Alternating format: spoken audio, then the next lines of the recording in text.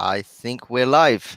Rami, thank you so much for doing this Thank you. at short notice as well. So, Yeah. um, Rami, for those that don't know about who you are, what your company does, could you tell us a little bit more about yourself and your story, please? Sure. So Compose's origin story is maybe not the most typical for a startup because we started as a crypto startup. We were called Quantarium, and we basically were building out a crypto trading platform. Mm. As we sort of iterated through that, we very quickly realized that there was a lot more sort of to rolling out a product in that space than just iterating and really building something out. You needed a lot more thought into sort of the regulatory aspect, and we didn't feel like we could nail that. But Yeah. what we did realize at the time was, a lot of crypto was being traded over messengers, and that was really the key insight that we took away. And Yeah. with that, we started looking at how can we make that messaging experience better for those traders. Um, so that was sort of how we started. How Compose came to be. We initially started looking at let's make WhatsApp and Telegram better for trading crypto. Mm. We very quickly realized that actually there's a lot of people who've been using these platforms for years now in a workplace environment, when these platforms were never really built for it. And so we really widened the scope of it. We dropped the crypto and we were like, okay, let's build a workplace messaging sort of platform, which is really built for work. And that's how Compose sort of was born. Did you guys get funding for your crypto platform? We did. We actually we've only raised one round. We raised a round Okay. um, when we were sort of building the crypto product. Mm. When the time came to pivot, we had a board meeting and we spoke to our investors and we basically told them, this isn't working out, and we really like this. We've figured out that people are using very non-purpose built tools for communication, and we can make that a lot better. Mm. And they loved it. They were really supportive, and they were all on board. And we just kept going, and we built out Compose. Mm. Yeah, that's amazing. I mean, it was probably a relief for them that you still had money in the bank before you decided to pivot. Yeah, I mean, to be honest, it's something. Yeah, it was a relief for us as well.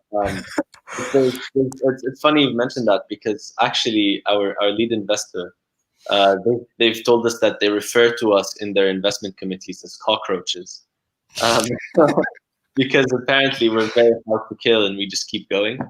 And that's sort of their new benchmark now when they're looking at investments. Is this team a team of cockroaches, or are they going to go wild with spending and sort of. Yeah, I mean, could you talk a little bit more about Compose and what you've built so far? Sure. So Compose basically brings together all your messaging apps into one unified workflow. Essentially, you're no longer switching between Gmail, Slack, WhatsApp, Telegram, and in the future, things like Twitter, DMs, iMessage, etc. We're just bringing all that into one place, and we're doing a bit more than just that. We're not just unifying it into one app. We're actually unifying it into one workflow. Hmm. So you have your chats basically interweaved with each other. So you'll see a WhatsApp group next to an email thread, next to a Slack thread, and so you might think this could get a bit sort of confusing, but this is where Compose gives you tools to sort of manage that workflow. You're able to basically split your inbox into labels, and switch between these labels. So you can have a personal label, and you can have emails and WhatsApp conversations in that label. You can have a team label where you have Slack channels, some email threads, etc., and so on. And so you're now switching between these labels rather than switching between different platforms. So if you want to sit down, you come into work on Monday and you want to focus on your team or your inbound communication, you just switch to that label and you have everything in one place. Mm.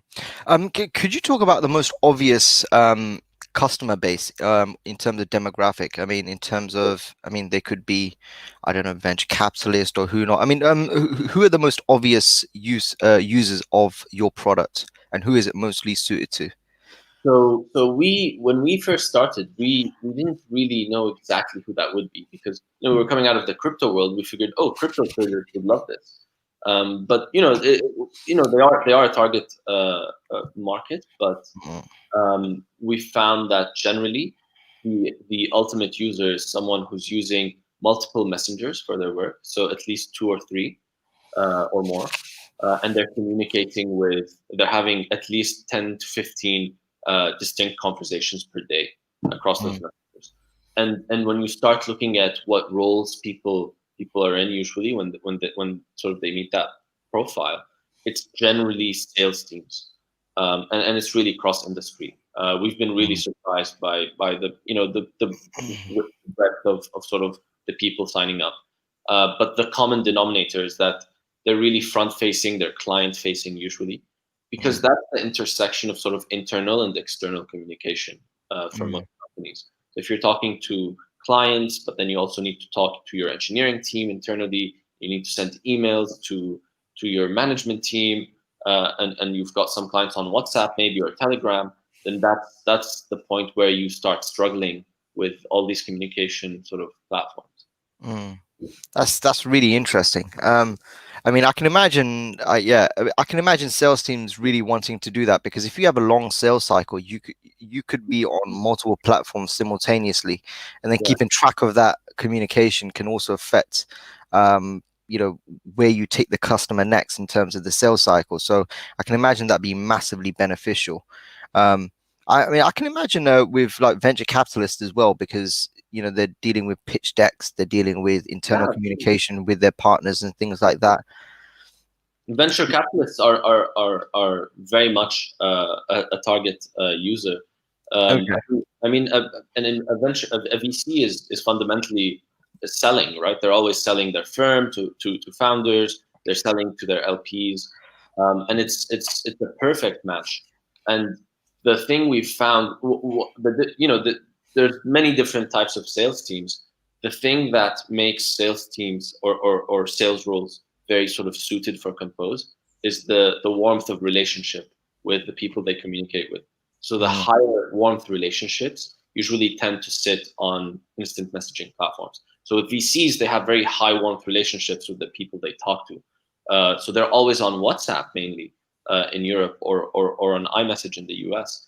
And so when the relationship moves from email to these messaging platforms, a lot gets lost because their CRM tools aren't built to integrate with WhatsApp. mm, So now the communication becomes siloed. There's no team visibility. You can't really, share documents very easily. You have to manually sort of bridge the gap between the two worlds. So if a founder sends me their deck on WhatsApp, I have to download it on my phone, email it to the team, and then email it to the team. Whereas in Compose, you can just forward, and you can forward from Slack to WhatsApp or from WhatsApp to email, uh, mm. just with a click of a button. Yeah, I mean, were there surprise? Was there like a user base that you were really surprised to learn that could really benefit from your platform? Um, I mean, we've had a very wide variety of Mm, users. For example, we've had someone sign up who works. This is something I never thought I didn't know this was a thing. But basically, someone signed up uh, from a company that basically does fundraising support for NGOs. So it's quite niche. yeah, At least from I haven't been exposed to that world much. yeah. Um, and apparently they work, so because they work with a lot of volunteers and with a lot of sort of volunteering teams on the ground, all of that happens over WhatsApp. And so they essentially need um, an email-like experience for their messengers, and Mm, that's what Compose sort of brings to them, right? mm, We're bringing labels, we're bringing archiving, we're bringing reminders, all these things to your WhatsApp, to your mm. Slack, etc. Mm. I mean, in terms of your product, I mean, obviously we know each other before because you did a Yeah. product demo. Um, could you talk about how your product has evolved and kind of highlight what you've learned about your consumers and also what you're surprised to learn about your consumers throughout, the last, say, 6 to 9 months? So we've really taken a very iterative approach with product, and we've been trying to refine the product more and more. And the goal we've set internally is for users to see an exponential improvement every 2 weeks, Mm, and we really try our best to make that happen. mm, The thing with the productivity app is that it really needs to work, and it really needs to work well, mm. because if it doesn't, especially for high expectation users, you end up disrupting their workflow. So, for Yeah. example, that user who works at the NGO support company, um, for him, his workflow really relies on WhatsApp working seamlessly. Because if he Mm, misses any messages, then he's dropping the ball. And so, if there are any bugs in Compose, it really is a problem. Even if there are features that benefit his workflow, it needs to work seamlessly. mm, So there is that fine line of balancing, quick sort of delivery and rolling out updates very quickly, and then on the other hand, having to really test new features very thoroughly and make sure everything works and nothing's broken. mm. And if it does, then trying to release a patch as soon as possible. Yeah. Uh, So this approach of getting something out there quickly can't work for you guys because it, you'd it probably get a works. lot of attrition in your alpha and beta testing. Having said that, we try to release once a week. Oh wow, okay. um, Yeah. the thing is just having a proper pipeline. So initially we used to release once a week to prod, and then we're like, actually, it's that's not good enough. Just testing it ourselves and then releasing to prod. Let's add a beta sort of stage where we can release to, which Mhm, has a smaller subset of users. And we did that, and then we were like, actually, we need another environment before that because it's still a bit too buggy. And so now we've got three environments to release to until we hit production. mhm, And in each step, we're just widening the scope of testing. And so that's something we've learned, and something we've come to appreciate with productivity apps.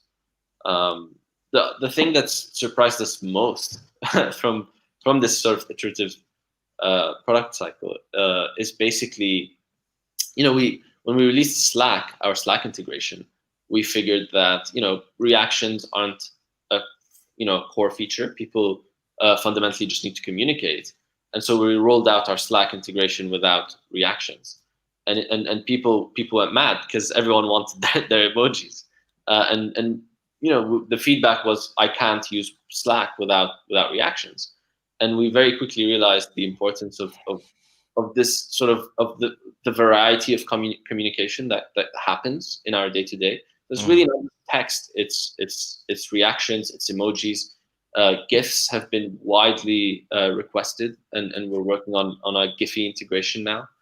And it's been really surprising. And the other thing we've noticed is beyond just sort of to the point on sort of varied communication, beyond just emojis, we've rolled out features like voice notes, which you can send across Slack, WhatsApp, email, any platform, and also screen recordings, which you can share. And that's mm, really added more variety to how people communicate. mm. Even internally for us, adding screen recording functionality has helped us share bugs and receive bug reports from our users. So it's been Mm. quite good. Yeah, I mean, what have you learned about segmenting your feedback from customers? I mean, I've spoken to a lot of founders where they really struggle to segment the feedback that they get. Because obviously, you can't build something for everyone. I mean, at times certain requests are ridiculous, but then at times, what a lot of these requests do seem ridiculous, but then they actually make sense, like the emoji thing. Um, I mean, have you guys got a method or a way to segment feedback, or have you just got a really solid base of passionate users that you can trust?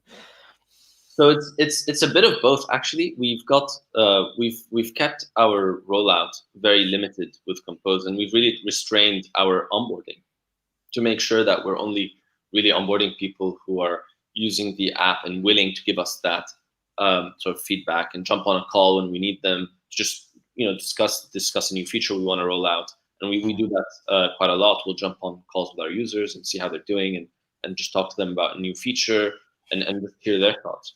mm, But more importantly, when it comes to segmenting feedback, the way we've set up our process is we actually have quite a detailed product tracker that we use internally, and this basically is our point of truth for what we're building, the features that are being developed, the bugs we're working to patch, and the user input that we've received. So any mm, feedback that we get, and we actually tag users to the tickets internally, and so we know how many people have requested a feature, what's popular, what isn't, how many mm, people are affected by a certain bug, and it's really about just listening to the users.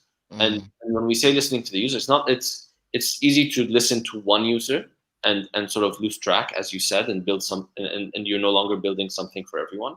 mhm, But if you listen to users as a whole and you look at what are people requesting, across the board, and so when we and you just execute on that, then you'll find that your product is evolving quite nicely. mm, Um, the emoji example, for example, the emoji sort of feature request, we had, I think, like 15 users tagged to that ticket by the time, in a matter of a couple of days. Uh, mhm, and at that point, we're like, okay, this is now high priority. Let's listen to the next sprint, and let's try to roll this feature out as quickly as possible. mm. And so it's really about just making sure, you know, making sure there's almost not consensus, but if it's a highly requested feature, and your gut instinct tells you, this is clearly relevant, then that's what you want to focus on. Those are the features you want to focus on. That's incredible. I mean, d- what you're building, I mean, you come across as really patient because we spoke. I think we did a product demo about six months ago. I can't remember, and your product was in a completely different phase. Yeah, But I mean, so your product was completely different, but you're still in a similar stage. So, I mean, aside from like product feedback, I mean, is there anything else that you've kind of learned as a founder in this particular stage, in this MVP product market fit stage? Is there anything that you've learned about yourself, your team, or product generally? I think the biggest thing we've taken away is that you don't want to rush um, through this phase without ensuring you've really hit product market fit. Because Mm, if you pull the growth lever too soon and you find that actually you're not growing, that's the problem. mm, And fundamentally, if you haven't nailed product market fit, then that's really the fundamental cause. And that's really what we've been trying to optimize for. How do you quantify product market fit? There are lots of frameworks out there, and yeah. we're in no way the best people to answer that. We've tried to follow, this human approach, the sort of very iterative. Can people live without this, or not? Sort of question. Mm, And by simply monitoring usage, we've seen that the stickier the product, the closer you are to product market fit. mm, And for example, our benchmark now, the point at which we're comfortable saying we've hit product market fit, is having 70% stickiness across the board. And that mm, basically means um, our daily active users over monthly active users is at 70% rolling. mm, That's quite ambitious. I mean, the highest stickiness ratios out there are things like WhatsApp, for example, which is around 70. But we think, if people really love our product, they're going to be using it five days a week. Uh, mm, why would they use any other? Why would they go back to Slack? If they have, then we failed. Mm, So that's kind of how we've been operating as far as building our product, trying mm. to really make sure our users who do use the app use it exclusively. Yeah. And yeah.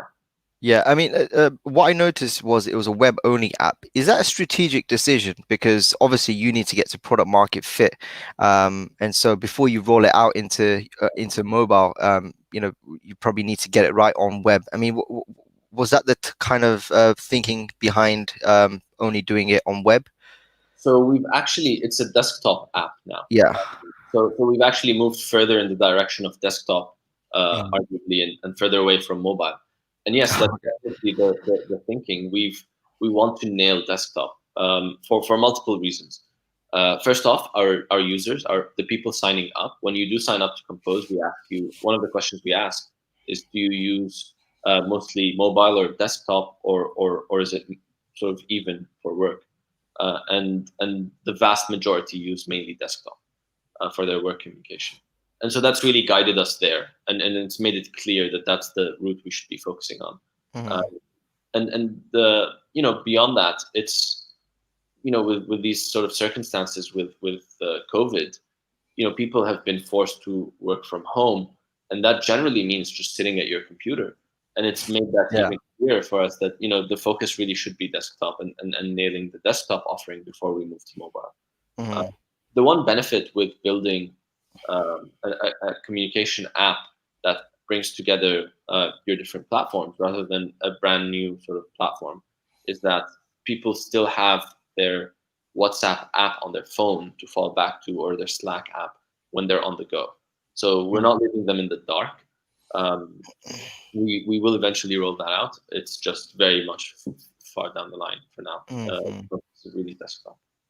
Yeah, that's amazing. I mean, in terms of in terms of yourself, what have you learned about, business and building? What have you learned about yourself throughout this process? I mean, you've gone through the coronavirus. I mean, how has that stunted or, helped you guys in the Uh, last couple of months?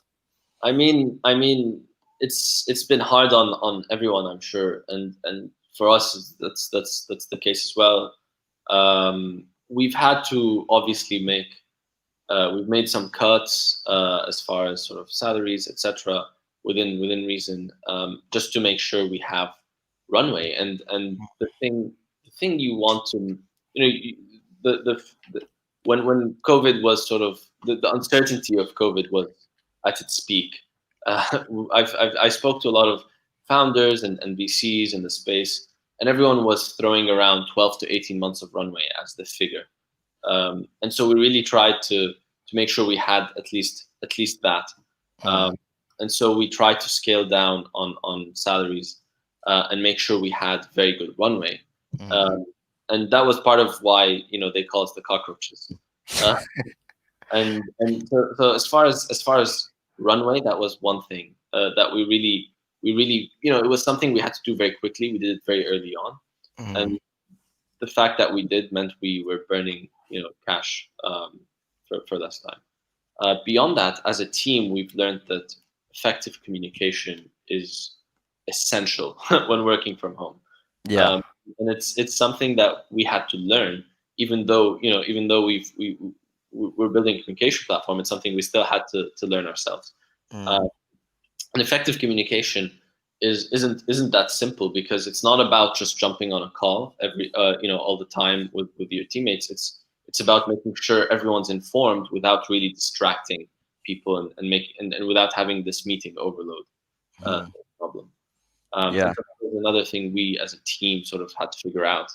And it made for some really cool features, like the screen recording feature in Compose, which came really out of personal need. And we were like, okay, we're always jumping on these Zoom calls to, like, I want to talk to Danny, my co-founder, about like some design he's working on. We're always jumping on these Zoom calls, and it's always sort of, I have to stop doing what I'm doing. Karim will have to stop doing what he's doing. We all jump on the call. Now Danny just records his screen, sends it, and I watch it when I have 5 minutes, and then I can just reply. So it's about being a bit more asynchronous with Mm. communication. That's a really neat feature. I mean, I can imagine it really working in a customer service environment if like a widget or integration isn't working. Straight to the IT team, really efficient Yeah, without having to, do what you normally do. That's really efficient.